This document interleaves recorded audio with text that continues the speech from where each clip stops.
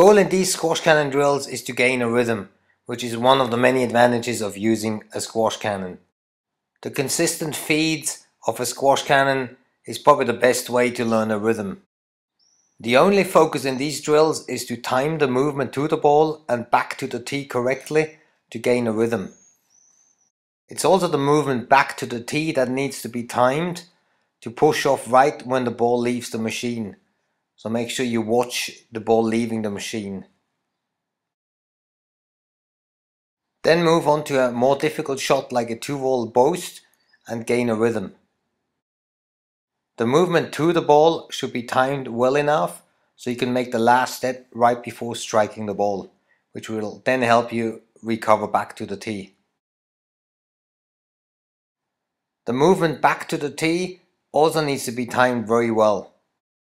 The directional change, moving back forward again, happens right when the ball leaves the squash cannon.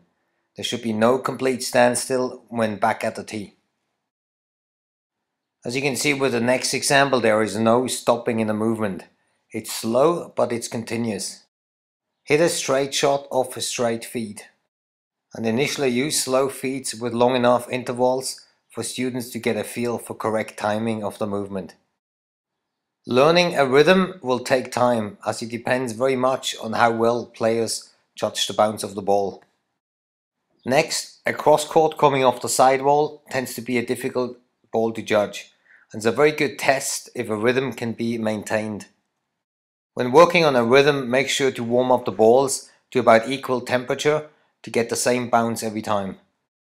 A good timing to the ball will get you in a well-balanced position to be able to recover easily back to the middle.